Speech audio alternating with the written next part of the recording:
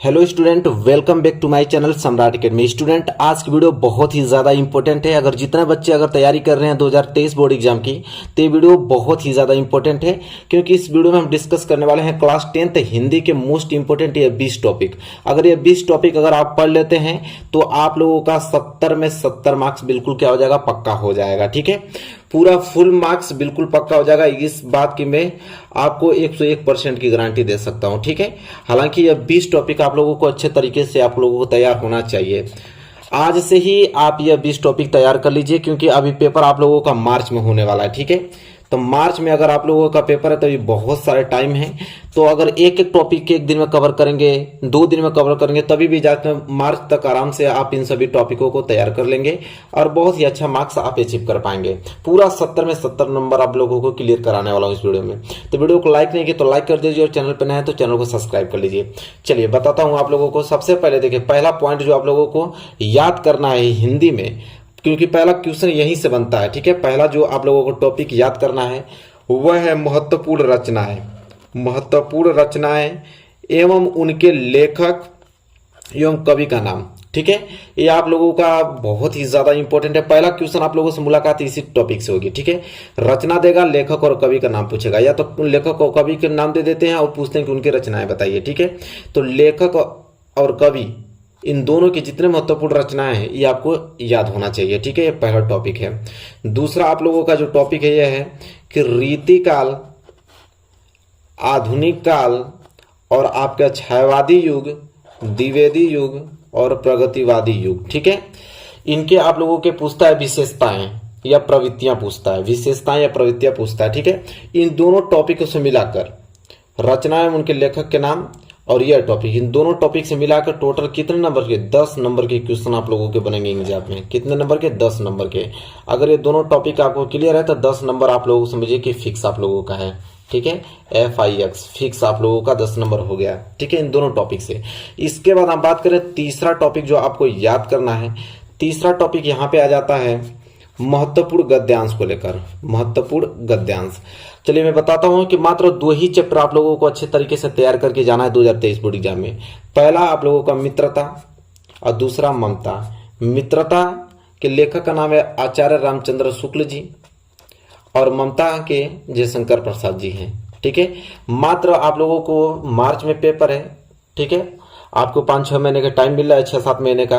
6-7 महीने में मात्र 2 ही चैप्टर आप लोगों को अच्छे तरीके से कवर करके जाने हैं। ठीक है, ये दोनों चैप्टर तो आप लोगों को अच्छे तरीके से ही याद होना चाहिए, क्योंकि इन दोनों से ही ज्यादातर आप लोगों के गद्यांश पूछे जाते हैं। ठीक है, मित्रता और ममता। मित्रता की कौन है, आचार्य रामचंद्र शुक्ल जी, और ममता कौन है, जयशंकर प्रसाद जी।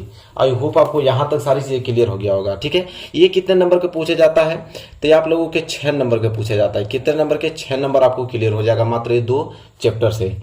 इसके बाद हम बात करते हैं, तो इसके बाद अगला टॉपिक, चौथा जो टॉपिक है वो आता है महत्वपूर्ण पद्यांश को लेकर। किसको, पद्यांश को। तो पद्यांश भी कितने नंबर के आते हैं, तो ये भी आप लोगों को 6 नंबर का पूछा जाता है पद्यांश। और पद्यांश में आप लोगों को कौन से चैप्टर तैयार करके जाना है, तो पहला देखिए, पहला आप लोगों का पद है। क्या है, पद। पद को कौन लिखे हैं, सूरदास जी। दूसरा धनुष भंग, दूसरा चैप्टर क्या है, धनुष भंग। इनको जो है कवि क्या, कौन से हैं, तुलसीदास जी। तीसरा जो आप लोगों का चैप्टर है वो है भक्ति नीति, और भक्ति नीति के जो कवि हैं वो है बिहारी लाल। तो देखिए यहाँ पे हमने आप लोगों को पद्यांश मात्र इन 3 चैप्टरों से सबसे ज्यादातर आता है। तो ये 3 चैप्टर आप लोगों के बहुत ही ज्यादा इंपॉर्टेंट है। ये तीनों चैप्टर आपको तैयार होना चाहिए। जितने भी इसके महत्वपूर्ण आप लोगों के पद्यांश होंगे सभी आना चाहिए, और मैं करा भी दूंगा आप लोगों को। ठीक है, जो इस चैप्टर के महत्वपूर्ण पद्यांश रहेंगे सभी करा दूंगा। यहाँ से भी 6 नंबर आप लोगों को क्या हो जाएगा, पक्का हो जाएगा। इसके बाद ये चौथा टॉपिक क्लियर हो गया ना। इसके बाद अगर हम बात करते हैं 5वें टॉपिक को लेकर, तो 5वें टॉपिक में आता है लेखक का जीवन परिचय। और लेखक का जीवन परिचय आप लोगों को कितने नंबर का आता है, 3 नंबर का। कितने नंबर के, 3 नंबर आपका बिल्कुल क्लियर हो जाएगा लेखक के जीवन परिचय। और कौन से लेखक का जीवन परिचय याद करके जाना है, तो पहला है आचार्य रामचंद्र शुक्ल जी। ठीक है, जो कि बहुत ही ज्यादा इंपॉर्टेंट है, याद होना चाहिए। दूसरा आपके हैं कौन, जयशंकर प्रसाद जी। मात्र इन्हीं दोनों लोगों का आप लोगों का लेखक के जीवन परिचय याद करके जाना है। और साथ ही साथ यहाँ पे मैं लिख दिया, और रचनाएं भी आप लोगों को याद होना चाहिए। ठीक है, रचना पे भी नंबर मिलता है, 1 नंबर तो रचना ही ले लेता है। तो आई होप क्लियर हो गया होगा कि कौन से लेखक का जीवन परिचय याद करके जाना है, तो आचार्य रामचंद्र शुक्ल जी और आपके जयशंकर प्रसाद जी। ठीक है, यहाँ तक सारी चीजें क्लियर हैं। चलिए ये 5वां टॉपिक क्लियर हो गया ना। अब चलिए 6वां टॉपिक की तरफ बढ़ते हैं। देखिए 6वां टॉपिक जो है वो है कवि का जीवन परिचय। अभी हम लोगों ने 5वां टॉपिक क्या देखा था, लेखक का जीवन परिचय ना। अब कवि का भी जीवन परिचय पूछता है। कितने नंबर का है, तो 3 नंबर का। कितने नंबर के लिए, भी 3 नंबर के लिए आता है। तो पहला कौन है, सूरदास। इनका तो याद होना ही चाहिए किसी कीमत पे, ठीक है। इसके बाद दूसरा जो है वो तुलसीदास जी है, और तीसरा हमने इसमें ऐड कर दिया है महादेवी वर्मा को। तो मात्र 3 ही कवि के आप लोगों को जीवन परिचय याद करके जाना है, और साथ ही साथ इनके रचना भी, ठीक है, साथ ही साथ इनके रचना भी आप लोगों को याद होना चाहिए। तो ये आपका 6वां टॉपिक है, और 3 नंबर यहाँ से क्लियर हो जाएगा। तो सूरदास, तुलसीदास, महादेव वर्मा, इन तीनों लोगों का जीवन परिचय आप लोगों को याद होना चाहिए। चलिए 6वां टॉपिक क्लियर हो गया। 7वां देखिए, 7वां क्या है, 7वां आता है आपका संस्कृत का महत्वपूर्ण गद्यांश आता है। संस्कृत का महत्वपूर्ण गद्यांश। अब ये गद्यांश आप लोगों के 4 नंबर के रहेंगे, ठीक है। कितने नंबर के लिए, 4 नंबर के लिए गद्यांश पूछा जाता है। और कौन से चैप्टर से पूछा जाएगा, तो मैं बता देता हूं आप लोगों को, वाराणसी चैप्टर सबसे ज्यादा। देखिए सबसे ज्यादा आईएमपी वाराणसी है, ये तो एकदम रटा हुआ होना चाहिए आप लोगों को। सबसे ज्यादा क्वेश्चन वाराणसी से आता है। इसके बाद भारतीय संस्कृति से, फिर उससे बचता है तो वीर वीरण पूजते से। ये तीनों आपको तैयार होना चाहिए, ठीक है। ये तीनों आईएमपी, लेकिन सबसे ज्यादा आईएमपी बात करें तो वाराणसी को पहले आपको याद करना है, ठीक है, क्योंकि वाराणसी सबसे ज्यादा क्वेश्चन आते हैं।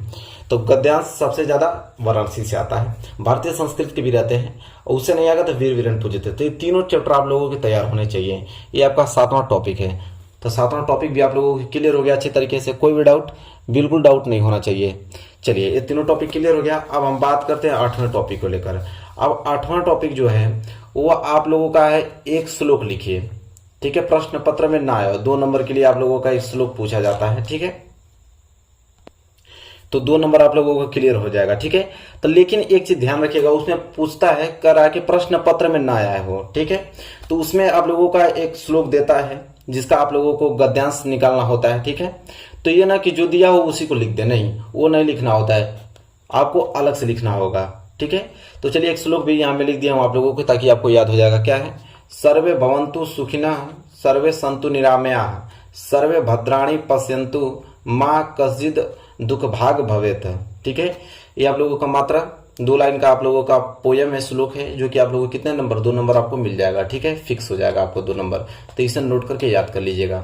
ये आपका 8वां टॉपिक है, क्लियर हो गया। चलिए अब 9वें टॉपिक की तरफ बढ़ते हैं। 9वां टॉपिक सबसे ज्यादा इंपॉर्टेंट है, और ये आपको आना ही चाहिए किसी कीमत पे। तो देखिए 9वां टॉपिक जो है सबसे ज्यादा आईएमपी है। 9वां क्या है आपका, हास्य अथवा करुण रस की परिभाषा एवं उदाहरण लिखिए। हास्य अथवा करुण रस की परिभाषा एवं उदाहरण, ये सारी टॉपिक फिक्स है, हमेशा फिक्स है, इसको कोई चेंज नहीं कर सकता है, ठीक है। हमेशा आता है, हमेशा पूछा जाएगा, तो ये आपको पहले याद कर लेना, ठीक है। हास्य अथवा करुण रस की परिभाषा एवं उदाहरण कितने नंबर के लिए आता है, तो 2 नंबर के लिए पूछा जाता है, ठीक है। इसके बाद 10वें टॉपिक के बारे में बात करें तो 10वां है आपका कि रूपक अथवा उत्प्रेक्षा अलंकार की परिभाषा और आपको उदाहरण आना चाहिए। ये कितने नंबर का आता है, तो ये भी आप लोगों को कितने नंबर का आता है, 2 नंबर के लिए आता है। इसके बाद 11वां टॉपिक जो है वो है रोला अथवा सोरठा छंद की परिभाषा और उदाहरण आपको आना चाहिए। ये भी कितने नंबर का आता है, 2 नंबर का। मतलब ये तीनों टॉपिक जो है वो 6 नंबर के लिए पूछे जाते हैं। तो हास्य अथवा करुण रस की परिभाषा एवं उदाहरण एकदम रटे होना चाहिए। रूपक उत्प्रेक्षा अलंकार की परिभाषा और उदाहरण आना चाहिए आपको। रोला सोरठा छंद की परिभाषा और उदाहरण आना चाहिए। तो ये तीनों टॉपिक अगर तैयार हो गया है तो सारी चीजें फिक्स है ना। तो इसको तो पहले याद कर लेना है आप लोगों को, ताकि 6 नंबर यहाँ से आप कवर कर पाए, ठीक है। चलिए इसके बाद हम बात करें 12वां। तो 12वां टॉपिक आपका उपसर्ग से है, ठीक है। किससे है, उपसर्ग। अब उपसर्ग आपके 3 नंबर के पूछे जाते हैं। कितने नंबर के, 3। कौन कौन से महत्वपूर्ण उपसर्ग है, अन्न का, अधि का, स का, सु का, परि का, ठीक है। ये सबसे ज्यादातर पूछे जाते हैं, हाईलाइटेड उपसर्ग है, ठीक है। 3 नंबर के लिए उपसर्ग आता है। तो ये तीनों उपसर्ग आप लोग तैयार कर लीजिएगा 3 नंबर के लिए, ठीक है। इसको जो मैं लिखा हूं यहाँ पे सबसे ज्यादातर पूछे जाते हैं, इसलिए मैं इसको लिख दिया हूं। ये तो याद होना ही चाहिए आपको किसी कीमत पे, ठीक है। इसके बाद 13वां टॉपिक जो है वो प्रत्यय को लेकर है। किसके प्रत्यय, प्रत्यय देखिए 2 नंबर के लिए आता है। प्रत्यय कितने नंबर के लिए आता है, 2। आई, त्व, पन, हट, ये जो मोस्ट इंपोर्टेंट मैं प्रत्यय आपको बताता हूँ, जो कि सबसे ज्यादा एग्जाम में पूछे गए हैं, तो मैं लिख दिया हूँ यहाँ पे, ठीक है। इसको याद कर लीजिएगा, 2 नंबर के लिए आता है प्रत्यय। तो सबसे हाईलाइटेड यह है। तो यहां तक क्लियर हो गया आप लोगों का। 13 टॉपिक तक क्लियर हो गया आप लोगों को। इसके बाद हम बात करें 14वां, 14 क्या है, समास। तो समास में देखिए द्वंद्व एवं द्विगु समास, ये दो समास आप लोगों को याद होना चाहिए। ठीक है, इस बार द्वंद्व और द्विगु समास पूछा जाएगा, तो इन दोनों टॉपिक को अच्छे तरीके से क्लियर कर लेना है आप लोगों को। और ये समास असमास विग्रह भी आता है। ठीक है, समास देगा कि किस कौन सा समास है, इसका विग्रह भी लिखे। और कितने नंबर के लिए आता है, तो 2 नंबर के लिए प्रश्न पूछे जाते हैं। ठीक है, तो आई होप यहाँ तक क्लियर हो गया। द्वंद्व और द्विगु दोनों समास आपको रटे होना चाहिए। 2023 बोर्ड एग्जाम में यहीं से दोनों प्रश्न पूछे जाएंगे। ठीक है, 2 नंबर यहाँ पे आराम से पक्का कर लेंगे आप। इसके बाद 15वां जो है वो आता है तत्सम शब्द। क्या आता है, तत्सम शब्द। तत्सम शब्द जो है वो कितने नंबर के लिए आता है, 2 नंबर के। तो ये टॉपिक आपको याद होना चाहिए। ठीक है, तत्सम। अब इसके बाद 15वां टॉपिक क्लियर हो गया। अब इसके बाद हम डिस्कस करें 16वां टॉपिक। 16वां आपका है पर्यायवाची शब्द।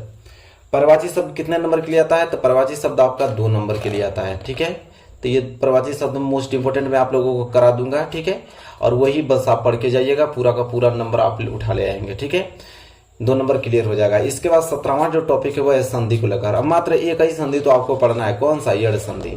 ठीक है, यड़ संधि आपको पढ़ना है, यहाँ से 2 नंबर क्लियर हो जाएगा। एक ही संधि तो है, यड़ संधि आपको पढ़ना है। यहाँ तक सारी चीजें क्लियर हैं, कोई डाउट नहीं होना चाहिए बिल्कुल भी। चलिए, यहाँ पे 17 तक हो गया। अब 18वां टॉपिक देखते हैं। देखिए 18वां जो टॉपिक है वो है आपका धातु रूप से। ठीक है, धातु रूप। और धातु रूप कितने नंबर के आते हैं, तो 2 नंबर के आता है। और कौन सा धातु याद करके जाना है आपको, तो पट का और हस का। पट और हस का ये आपको तो एकदम याद होना ही चाहिए किसी कीमत पे, पट का और किसका, हस का। चलिए, धातु रूप हो गया। अच्छा हाँ, एक टॉपिक मैं यहाँ पे लिख देता हूँ 19 करके। ठीक है, वो भूल गया था मैं। विभक्ति भी पूछता है आपको, विभक्ति। ठीक है, और वो कितने नंबर के लिए आता है, तो वो भी 2 नंबर का। कौन कौन से आपको याद करके जाना है, तो मैं लिख देता हूं, इसको याद कर लीजिएगा। मधु, नदी, मधु का, नदी का, फल का और मति का, ये चारों आपको याद होना चाहिए। ठीक है, मधु, नदी, फल, मति। नहीं तो मैं आपको बता दूं, मधु और नदी ये दोनों में से कोई एक याद कर लीजिएगा, और फल और मति में से कोई दोनों में से एक याद कर लीजिएगा, आपका काम बन जाएगा। ठीक है, चलिए ये भी 2 नंबर आपका टॉपिक क्लियर हो गया।